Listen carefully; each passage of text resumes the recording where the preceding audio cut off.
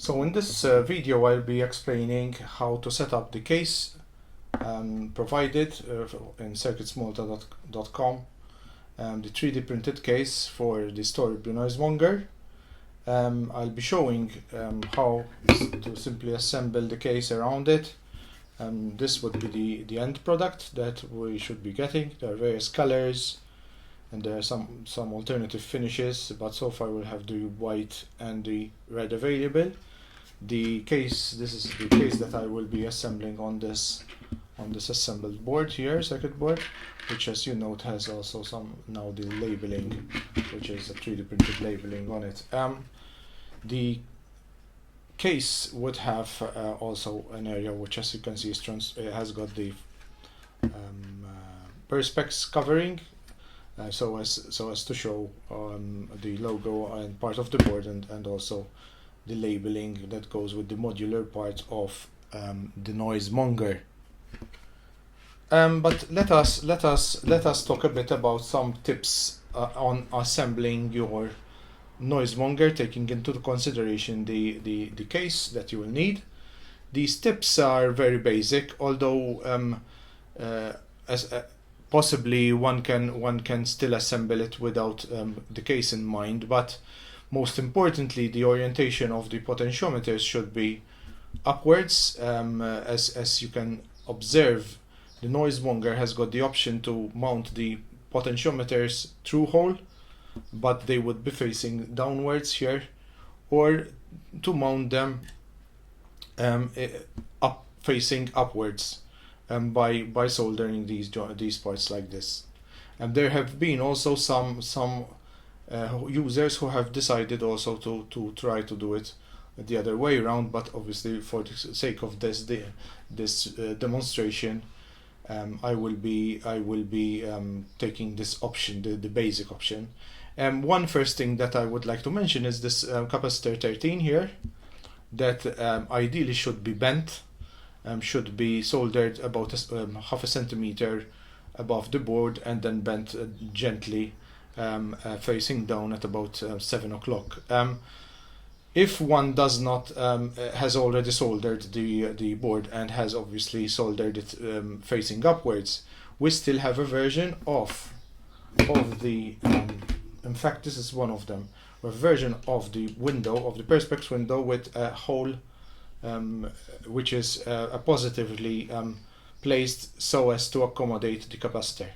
So just put a note on circuitsmolta.com to advise us if you have or not the capacity already soldered in this fashion. We will be providing you with the appropriate Perspex window according to what choice you've made. And two other things that I would like to mention are the placement of the LED and the opto sensor. And the optical sensor ideally should be soldered to be in line with the switch. So here you have this switch that switches on, switches actually the optical sensor. Ideally, you should position the sensor to be in line with it, so that when you put the cover on, it will just appear in the in this hole that is designed positively to accommodate the optical sensor. Another aspect and item you should also take into consideration is the LED. The LED should also be soldered about 1 centimeter approximately above the board, so that it would then fit perfectly out of the hole that we have designed for the LED in the case.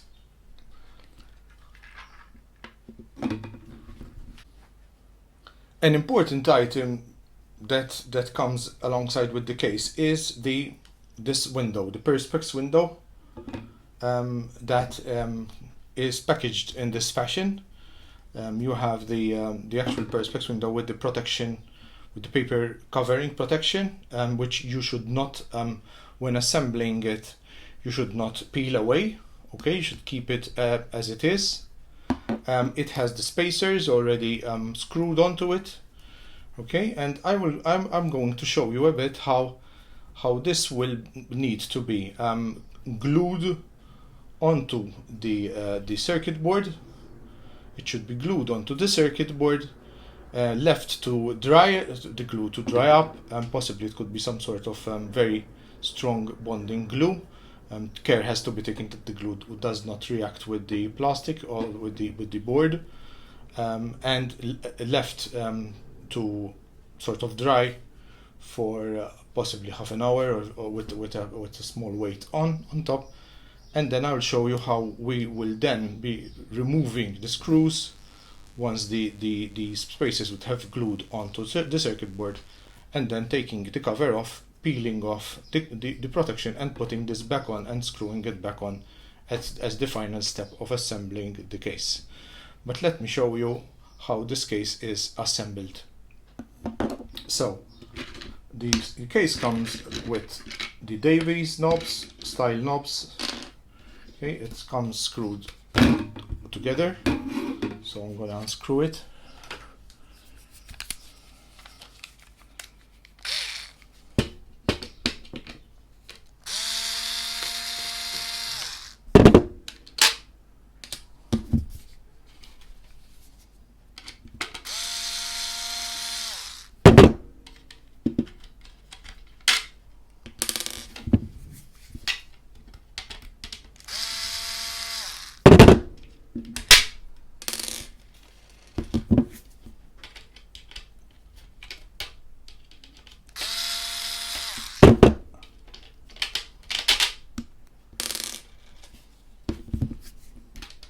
Now these cases could come in 2 pieces or in 3 pieces, depending on how the build would have been made. They could be branded at the bottom or not. Most importantly, they will always have like the same type of configuration. Okay, let's conclude the final one.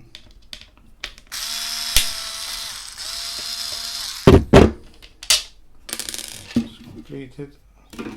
Okay, so you will be having a set of washers, and so let's first and foremost let us it's also very practical to actually apply some hot glue at the bottom of these potentiometers, so as to serve as a support. Because so as to avoid there being too much strength being applied directly to the solder joints. So it's also advisable to apply hot glue around various components so as to make them stronger. But for the sake of this demonstration, and so as not to make it too long, I will now be inserting this cover here. Okay, the LED is in place, the sensor is in place, so everything seems to be well in place here. Okay. Now I will be putting the washers and the nuts.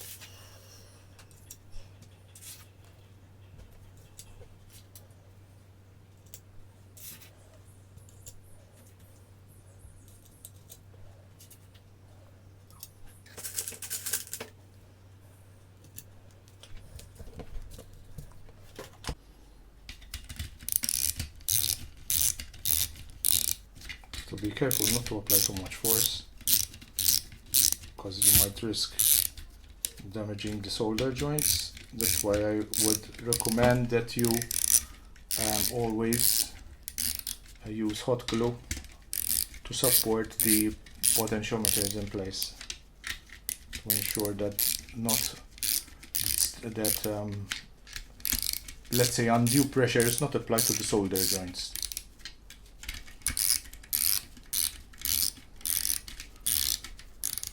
So this should They've been screwed together.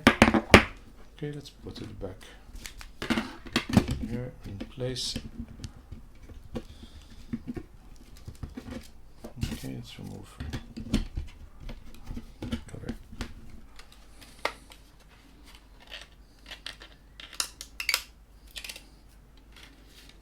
Okay, so we are almost done.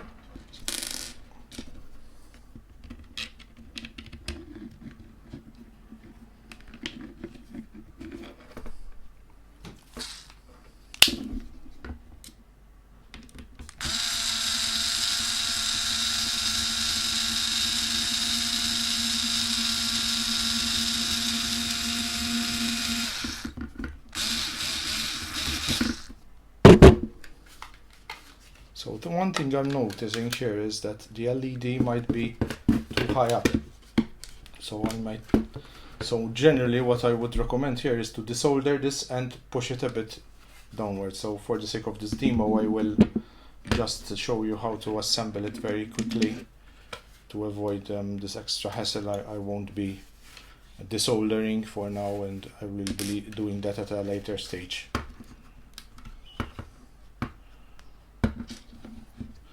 So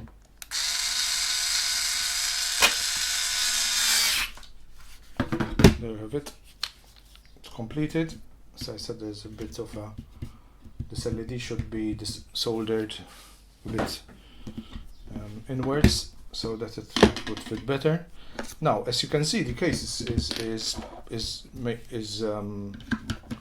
nearly complete. The last object that we need to include here is the window. So what I'm going to do here is I'm going to align this.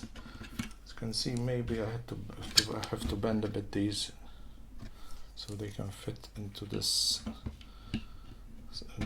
Care has to be taken when soldering these to ensure that these fit well. Now, as you can see, it's fine. The window is fine here. Now what I'm going to do is I'm going to apply glue. I'm gonna leave this for about half an hour. So I'm gonna apply glue to these tips here of the spacers, and carefully I will be inserting this in here, back in here, and putting a weight on top of it and leaving this for about half an hour. It's very important that you do not peel off this protective covering, because you will the glue might emit some fumes that might stain the Perspex window, and these fumes might be emitted during the reaction when the glue is actually being sort of bonding with the board. As I said, be very careful what type of glue you're using. I use Loctite. Obviously I'm not making any advert here, but this particular type of glue I'm using here, super glue of Loctite, actually does the job quite well. But super glue, we all know it's a bit, we have to be careful where to use it, etc. But I put ample dose of glue and at these spacers, at the tips of the spacers, then gently insert it back in here and leave a weight, not being careful what weight I put here, but leave it for about half an hour. And after half an hour, as you will see, I will unscrew. I will then be able to unscrew these and take this off, and the spacers would remain stuck to the board. So I will be returning later on to show you this finished. I would say this case finished, assembled with the window too. Okay, we return back. I actually needed more than an hour to get this to dry up well. I had to redo it after a while because the glue just hadn't stuck well, so I had to put a proper weight and leave it for quite a long while. But after unscrewing, this came off, and as you can see here, there are two spacers that are there, and now we can safely remove the paper cover and re-screw this back on. As you notice also, I have this is a very simple task, but I've put all the pots to the zero sort of position, anti-clockwise, until they stop, and I've set these up, the Davies knobs up, and they have a small little screw that you might need to unscrew a bit before you insert these into the shaft of each potentiometer. Please, in case if you have one, observe the interior of each knob to ensure that it is properly, it is either in plastic, I'm getting a sample here to show you, or in brass. If it's brass, you can, let's say, you tighten up a bit. I would say adopt a bit more strength than when it's plastic, because if it's plastic, and most of these are plastic to be honest, be careful, because you would break and snap the actual knob itself. So when you tighten this very gently until you feel that it's enough. Don't over tighten, because you would eventually break the pot, because this is all plastic here, as you can see.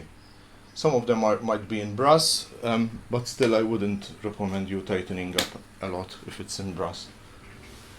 So I'm gonna remove the plastic covering from the Perspex.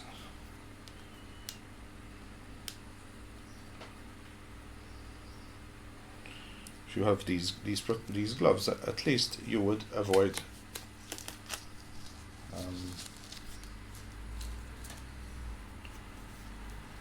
marking your fingerprints on the inside. So it's always very convenient to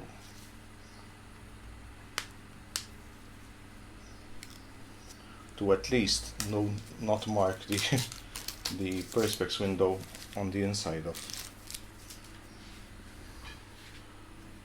I mean, eventually with use it will still get marked with your fingerprints, but the outer part at least, not the inside part. So let me put these back on.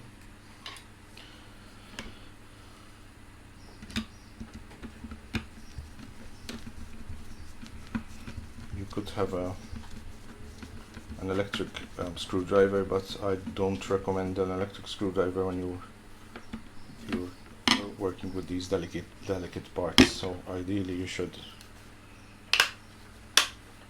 also clip these into place, so that you ensure that your modular connectors here, the area where you will be putting your jump leads, which is essential in the use of Storbju. Without these jump leads you would never be able to create any sound. So it's important that these are lined well. So that should do the trick. Don't tighten this too much again. No need to tighten this too much. It's a dust cover. So that's it.